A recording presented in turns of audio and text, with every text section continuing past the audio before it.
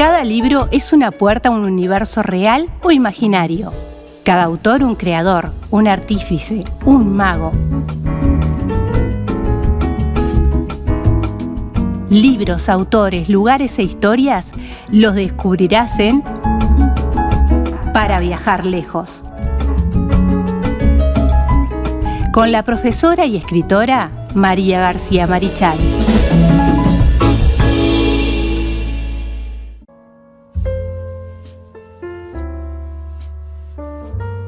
Continuamos en punto de partida aquí por la 1210 AM Radio El Libertador, desde Vergara para el mundo a través del www.libertador.com.uy.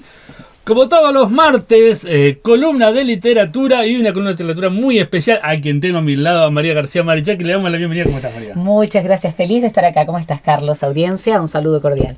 Bueno, un gusto que estés con nosotros para siempre presentarnos algún libro, algún autor. Acordate que si querés sintonizarnos a través del internet, www.ellibertador.com.uy o a través de nuestras redes sociales, Facebook, Twitter, Instagram y YouTube, donde están todos nuestros contenidos, las distintas columnas, no solamente literatura, de salud, entrevistas, músicos invitados, bueno, de todo un poco. Pero bueno, hoy, como saben, tenemos a María, columna de literatura. Pero tenemos María de este lado. María de este lado. Hoy sí la tenemos de lado, porque del otro lado tenemos a la escritora Sandra del Río, que ya nos ha acompañado en varias oportunidades, en distintas columnas, no solamente aquella vez que la presentamos a ella, sino en otras columnas que hemos tenido aquí en literatura, y que siempre acompaña a María a todos lados. Así que te damos la bienvenida, Sandra. ¿Cómo estás? Hola, Carlos, ¿cómo estás? Buen día. Bueno, buen día para todos. Un gusto estar acá como siempre y acompañando a María. Es verdad, vamos juntas a casi todos lados. Tenemos aventuras literarias de todo tipo. De todo tipo y color. Escribimos juntas, vamos a presentaciones, tenemos talleres literarios juntas. Cafecitos. Y bueno, cafecitos, sí, mucha cosa. Bueno, y eso está buenísimo. Excelente. Un gusto que esté aquí con nosotros, Sandra. Pero esta vez, hace 2 semanas presentamos el libro de María García Marichal, que es Alter Ego, ¿no? Alter Ego, exactamente. Por supuesto. Y hoy vamos a presentar un libro de Sandra del Río. Bueno, Sandra, a ver, contanos un poquito de qué se trata y mostrar el libro ese que tienes ahí. Bueno, es la primera. Recién sacado del horno, sí, aquí. Exactamente, es la primera entrevista a la que puedo asistir con este libro, porque lo recibí ayer de la imprenta, así que bueno, estoy mostrándolo por primera vez. Y lo muestro sobre todo porque es como libro objeto, tiene una particularidad, y es que tiene 2 tapas en lugar de tapa y contratapa. Mira vos. De un lado abrimos Artificial, que tiene cuentos más bien de sesgo futurista, o un futuro también podríamos decir que tiene que ver mucho con el presente, ¿no? Al estilo de las distopías, quizás. Mucho de lo que tienen que ver los dispositivos, sobre todo los dispositivos tecnológicos, los artificios que los seres humanos creamos y de la manera en que nos vinculamos con ellos. Esta es una recopilación de cuentos que he escrito a lo largo de mi vida literaria. Entonces, a medida que fui recopilando estos cuentos, me fui dando cuenta, reflexionando sobre mi propia evolución, porque incluso hay un cuento de mi adolescencia. Mirá. Yo guardo un bibliorato donde tengo los escritos que María de Los Ángeles se ríe porque lo he llevado al taller literario y he redescubierto, porque yo había olvidado las cosas que escribía. Quiero decir que es una verdadera maravilla. Es una maravilla ese bibliorato, los textos que escribió cuando era un poco más que una niña, pero unos textos tan impresionantemente inquietantes, algunos absurdos, otros graciosísimos, muchos de ellos. La historia de Sandra en esos cuentos está maravillosa. Además es enorme. Sí, es inmenso, es así. Y están, en ese momento no habían, yo escribía máquina de escribir porque claro, no tenía computadoras. Y tampoco hojas A4, por ejemplo, ¿no? Entonces mi mamá me conseguía en la feria unos blogs que alguien vendía, no sé, porque traía, no sé de dónde, que las hojas eran parecidas a las A4, eran lisas, y que me servían muy bien para poner en la máquina de escribir.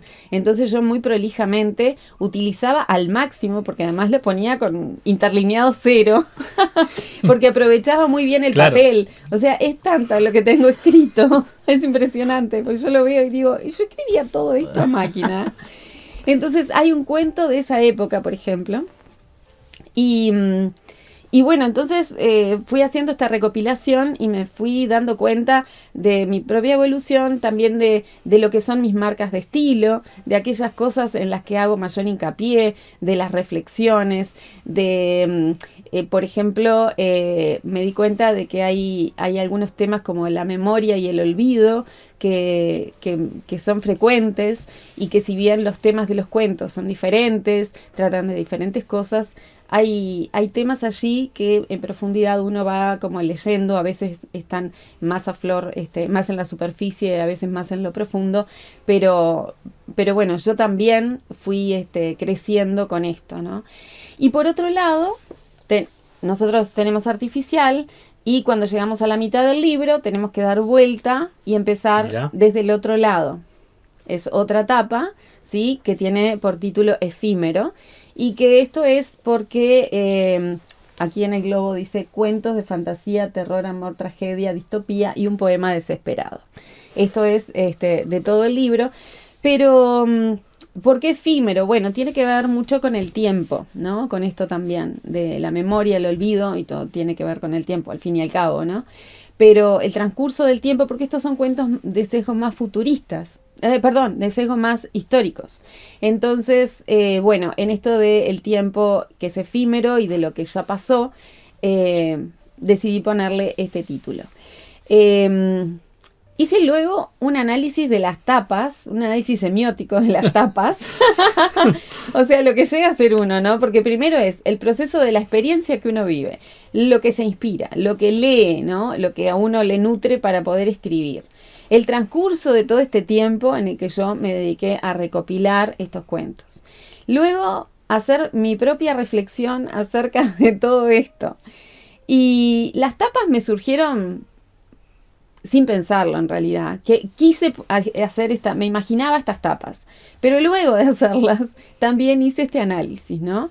Entonces, me di cuenta de que, bueno... ¿La modelo sos tú? Sí, la que aparece en la tapa soy yo. ¿Y por qué? Porque es un libro de cuentos. ¿Y quién cuenta? Soy yo la que cuenta. O sea, como es de toda mi vida prácticamente literaria, bueno, me parecía que era lo apropiado, que bueno, la que está contando, de la que sale el cuadrito de texto, soy yo. Tiene una estética pop, de pop art, porque es una estética que me gusta mucho y que estoy utilizando mucho últimamente. Porque si bien el pop art, por un lado, se lo asocia con el consumo, con lo superficial, con ciertas cosas de un modo medio despectivo, también está denunciando todo esto, porque el arte siempre tiene esa función también, de denunciar lo que el ser humano hace en sociedad y demás. Denuncia cosas, ya sea las guerras, denuncia el trato humano, denuncia la política, denuncia muchas cosas. Y de algún modo el pop art también lo hace. Entonces, yo estoy muy, últimamente, como digo, tengo como preferencia la estética pop en muchas cosas. Y lo vemos mucho, el tema del globo, en la estética pop, por ejemplo. Sí. Y este globo también tiene que ver con el tiempo, este chicle globo, ¿no? Que de un momento para el otro va a explotar y va a desaparecer como tal, ¿no? Que es esto también del tiempo y de lo efímero. Soy yo, sí, esta soy yo en lo histórico.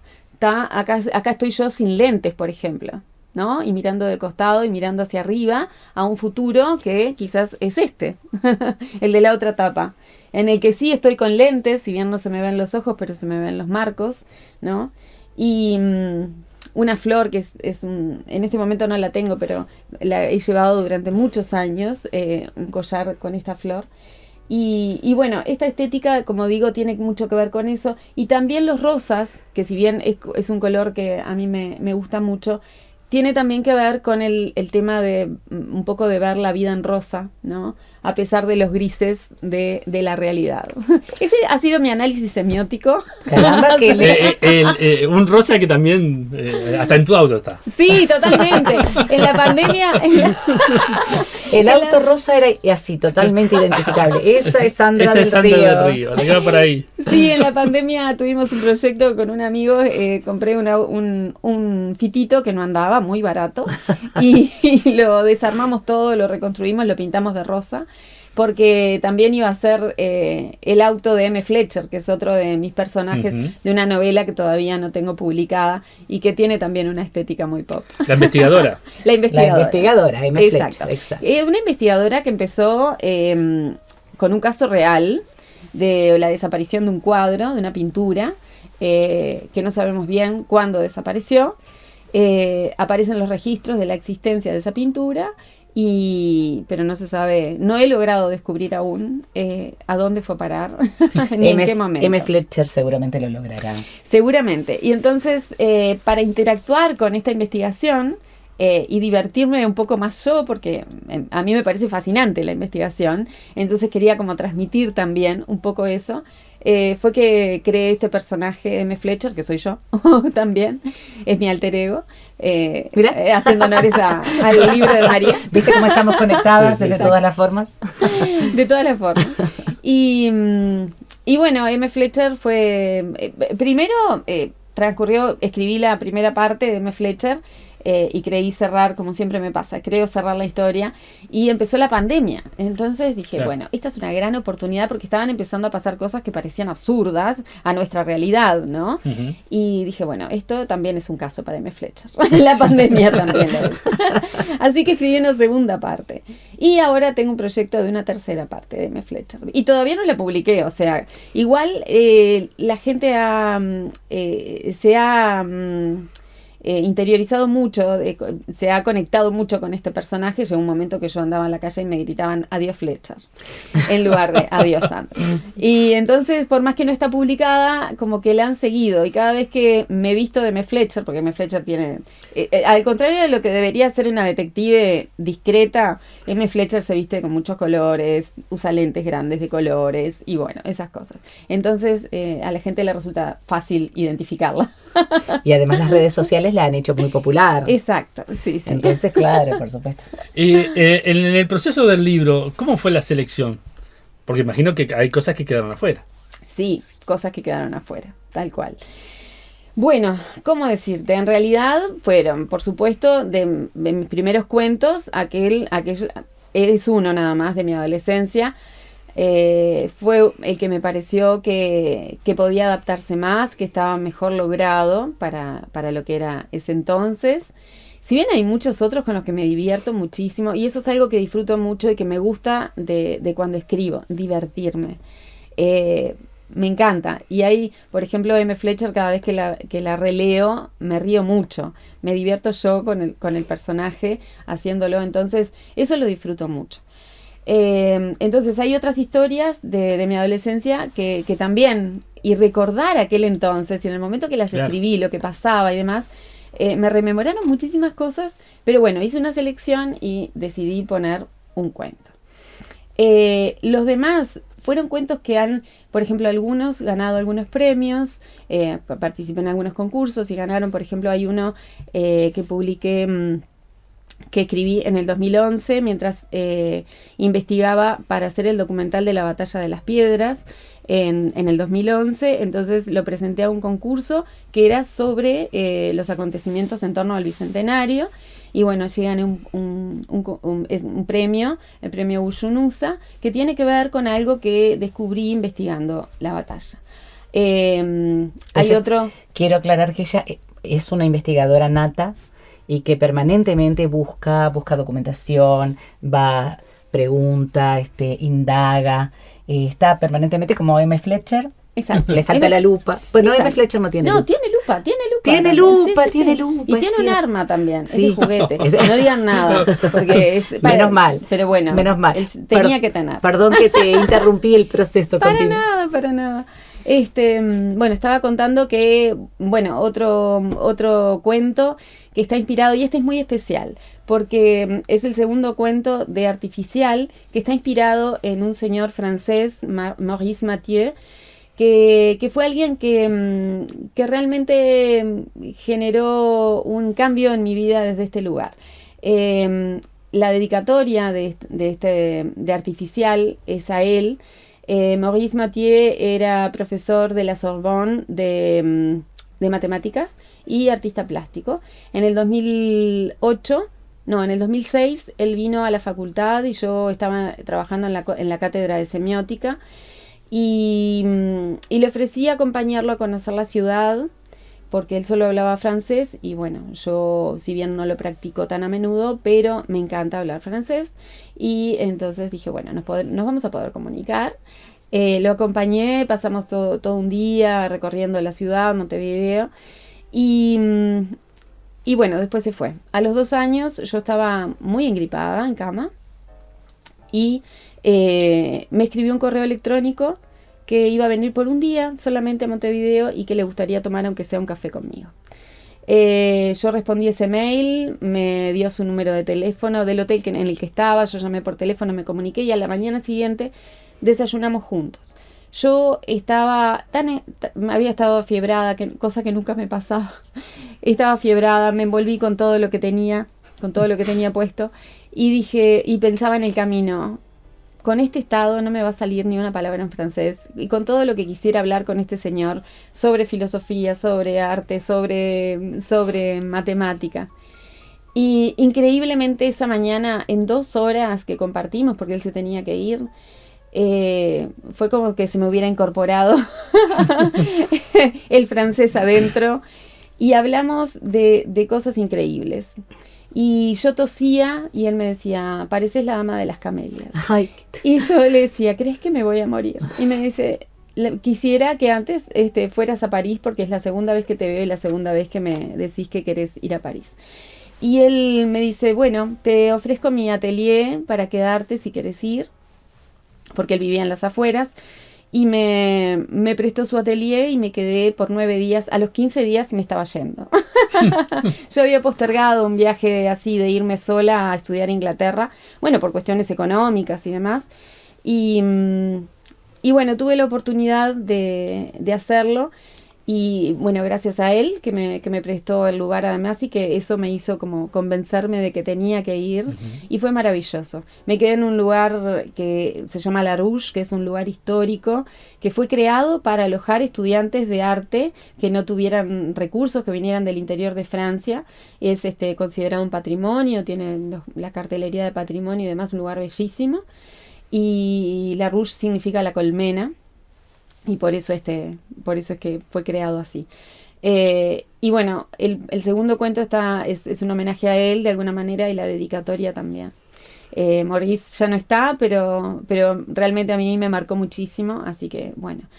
Entonces, la selección de cuentos pasa por muchas cosas que tienen que ver con mis experiencias, con mis motivaciones, con gente querida.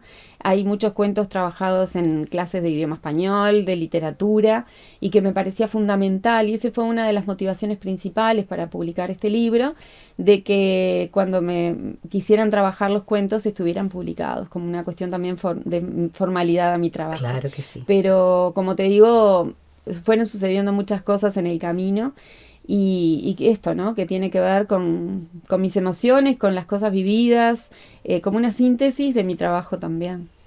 Es un libro grande, Sandra. Sí, es un lindo libro. Es un libro de 272 páginas y tiene algunas ilustraciones también, algunas ilustraciones incluso de mi adolescencia. ¿Hecha por vos? Sí. Y hay hasta una fotografía, porque hay un cuento, te voy a contar esto, hay un cuento que tiene que ver con mis abuelos, con mi abuelo materno. Mi abuelo materno construyó el primer gasógeno que hubo en Las Piedras. Yo no sé si ustedes saben lo que es un gasógeno. Y yo iba a preguntar. Durante la Primera Guerra Mundial se creó ese era el gasógeno de mi abuelo. Mirá. No sé si se consigue ver en pantalla. Es un camión.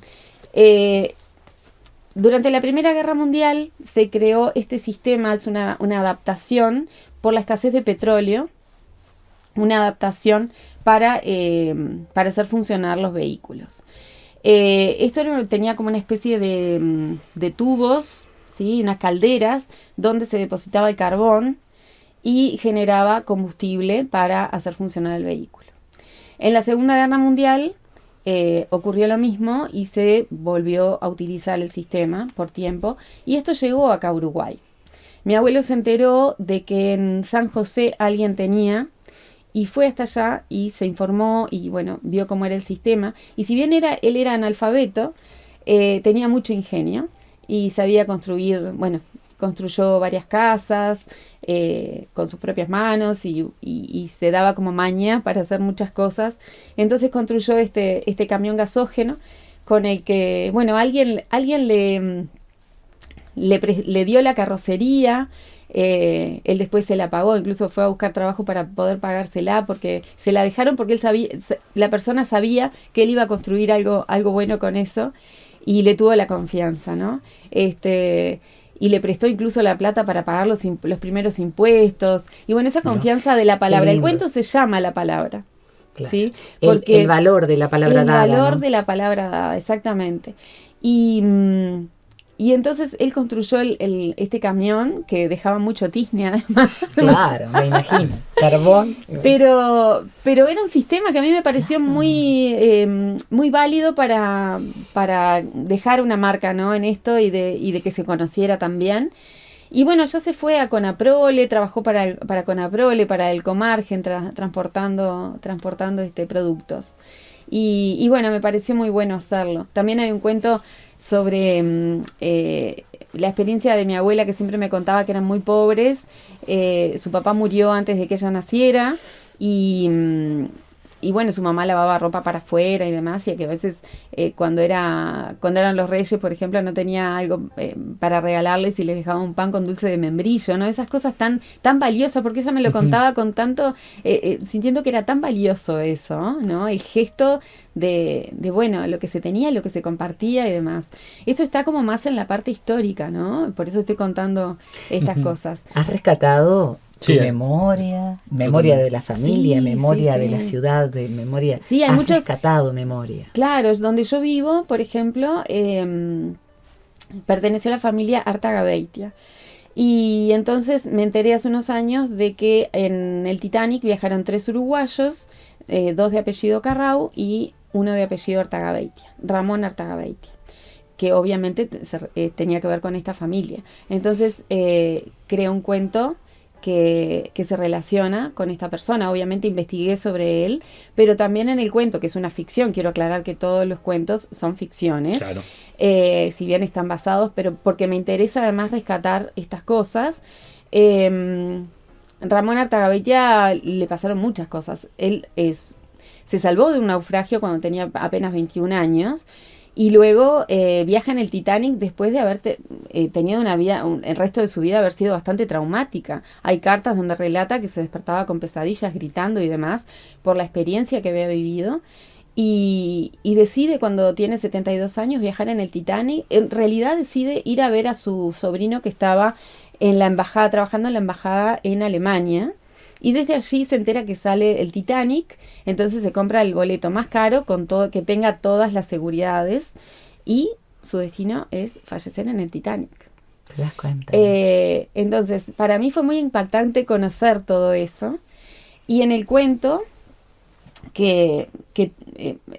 bueno, yo me imagino que él viene desde Argentina, porque él después del primer naufragio se instaló principalmente en Argentina y viajaba muy poco. Que él viene allí, a la zona donde yo vivo, el casco de la estancia es el hogar de La Huella, en Las Piedras.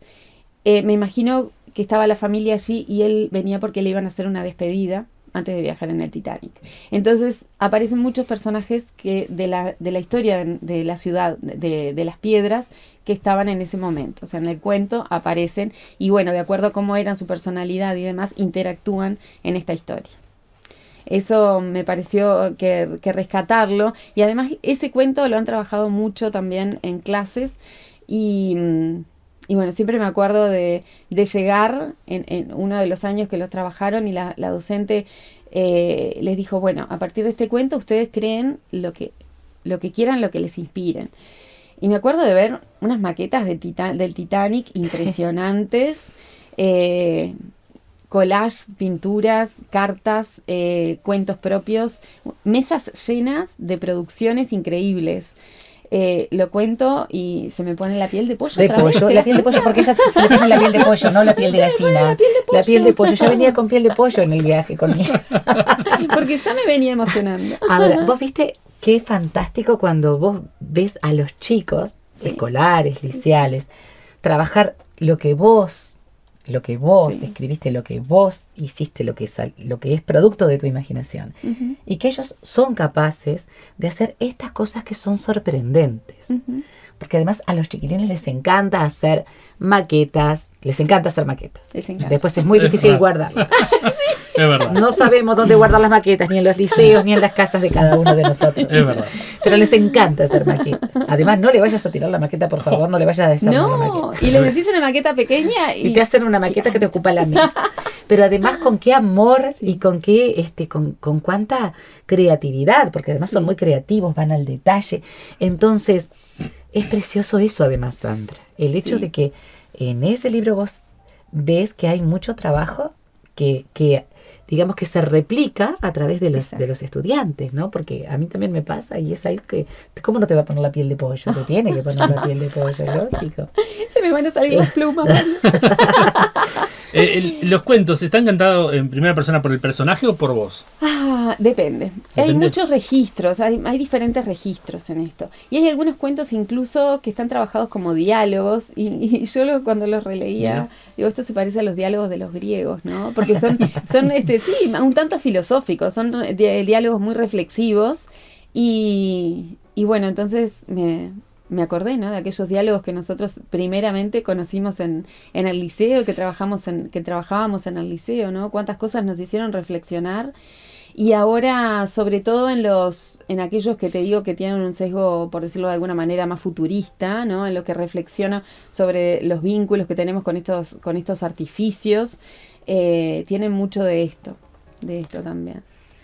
Vos escribís mucho para un público juvenil. Este ya como que no es tan juvenil como tus otras novelas. No, las novelas, sí, es verdad. Lo que pasa es que tengo 2 libros para niños, una investigación histórica que no lo es, un libro de cuentos, La huella inventada, que tampoco es, si bien lo puede leer un adolescente, pero no necesariamente. Tiene mucho, transcurre incluso a principios de 1900, donde cualquier persona que conozca de historia puede reconstruir. Y luego las sagas de Elijah Winfield, que es así, si bien es para un público juvenil, lo han leído mucha gente adulta y se ha visto conmovida e identificado sobre todo por el personaje de la abuela, porque la abuela de Elijah está muy presente. Y también el pueblo donde transcurre, porque tiene mucho que ver. Elijah es como un poco atemporal. Entonces, tiene una estética muy vintage. El pueblo no se sabe bien en qué época está, ¿sí? No hay celulares. Eso ya es muy importante. Sí. El celular, tener celular o no, es determinante para la literatura. Es fundamental. Sí, en el tiempo sí. Totalmente. Es cierto, es absolutamente cierto. Es un mojón tecnológico dentro de lo que es la literatura. Por supuesto. Entonces, si bien ella es joven, es una chica, hay cosas que hoy en día con las que no interactuamos. Entonces, eso de que el tiempo, la frontera entre el tiempo, el pasado y el presente, etcétera, es un poco confusa. Por eso digo que es como atemporal. Entonces, hay varios registros en los que una persona puede incorporarse allí, puede meterse en la historia. Y por eso te digo que hay mucha gente adulta que se ha sentido muy identificada y motivada con la historia. Por esto y porque la ciudad, el pueblo donde habita Elijah, tiene mucho que ver con la ciudad de las piedras, con la historia.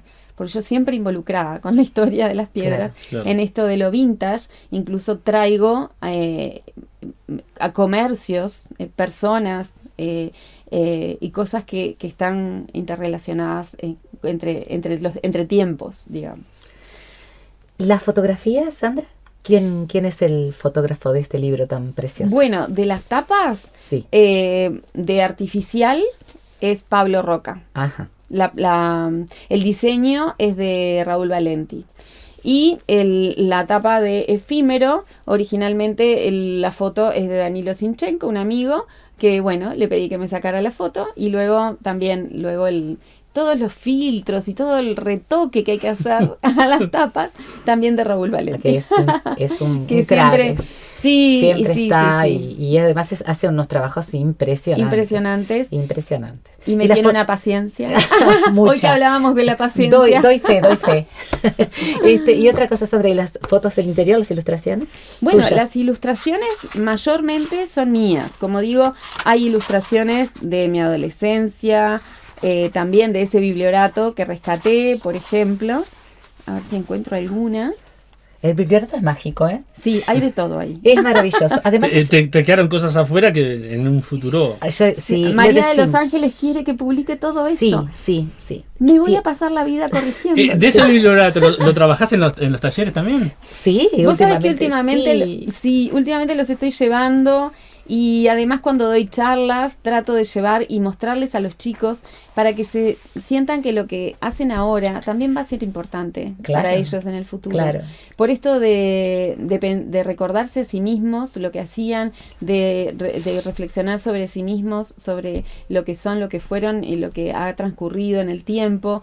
Sobre esto de la memoria y el olvido, que digo que... La visión del mundo también. La ¿no? visión del mundo, su perspectiva, y de que es válido, Totalmente. de recordarles que es válido, muy válido lo que ellos hacen, por más que a veces se sientan un poco tímidos respecto a lo que hacen, no quieran mostrarlo o les parezca que no es valioso, y sin embargo lo es y mucho. Entonces creo que valorizar eso para un adolescente, para un jovencito, es sumamente importante, porque es el autoconocimiento. Están en una etapa de conocimiento, de autoconocimiento, y el poder darle importancia a lo que son, a lo que están descubriendo de sí mismos, me parece fundamental. Siempre me parece que tenemos que educar, yo doy clases también, y me parece que tenemos que educar sobre todo en esto de la autoestima y del conocernos a nosotros mismos. El famoso conócete a ti mismo, ¿no? Que muchas veces se olvida en pro de otras cosas, ¿no? Y que la sociedad en la que vivimos puede perdernos, y de hecho pierde, y nos pierde a mucha gente en muchos momentos. Entonces, tener unas determinadas bases sobre las cuales caminar me parece fundamental. Sí. Y en estas cosas en las que podemos intervenir, me parece que todos tenemos la responsabilidad. Y como escritores, poder inspirar a otros, María, ¿no? Ay, por favor, es algo espectacular. Es como que, no sé, desde el punto de vista del intelecto, desde el punto de vista de la actividad, desde el punto de vista del compartir cosas, inspirar a otros o que tu lectura, lo que vos creaste, a alguien lo toque, lo emocione, lo transforme. De alguna manera. Es estupendo, es maravilloso. Yo creo que es lo más grande que tiene un escritor o una escritora, es esa posibilidad. Sí. Y bueno, por ejemplo, acá termina, este es el final de Efímero. Termina con una ilustración, que es una ilustración también que hice de adolescente, y que allí hay como una tumba y una especie de Chaplin que no Sí. está, donde no está él en realidad, es una ausencia, ¿no? Y dice: monumento a la nada en mérito a su amplitud y existencia en todos lados. Porque es la nada, pero está Claro. en todos lados, ¿no? Esas eran mis reflexiones de adolescente, imagínate. Claro, ¿qué te parece? Es fantástico. ¿Y cuánto tuviste que, supongo yo que hiciste una revisión de los cuentos, obviamente, Sí. ¿tuviste que cambiar mucho? ¿Algunas cosas retocar mucho o lo mantuviste en la pureza que estaba? No, retoqué, por supuesto que retoqué. Sí, yo hago mucha corrección. Y si bien la mayoría de los cuentos ya estaban muy corregidos, porque, como te digo, ya los había trabajado, tenían años, los he presentado a concursos, los han trabajado en clases y demás.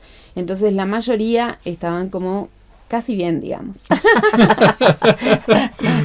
No, porque siempre uno tiene para seguir corrigiendo. Siempre, sí. Si, no, siempre. si uno siguiera corrigiendo, Ya me nunca imagino publicaría. al editor, tenemos que imprimir, no, ¿para qué voy a retocar? Sí, tengo que ver un poquito Tengo más. que un poquito más. Pero además Pero de- detalles que no, llega un momento No, en que los detalles en los que uno se concentra. un día yo son- le decía a Sandra, hay un momento, Sandra, en el que hay que parar de corregir. Hay que parar de corregir. Porque yo la he visto en sus procesos de corrección. Ujú. Y ella es extremadamente cuidadosa, hasta el punto de que es, no voy a decir obsesiva porque no es así. Bueno, sí.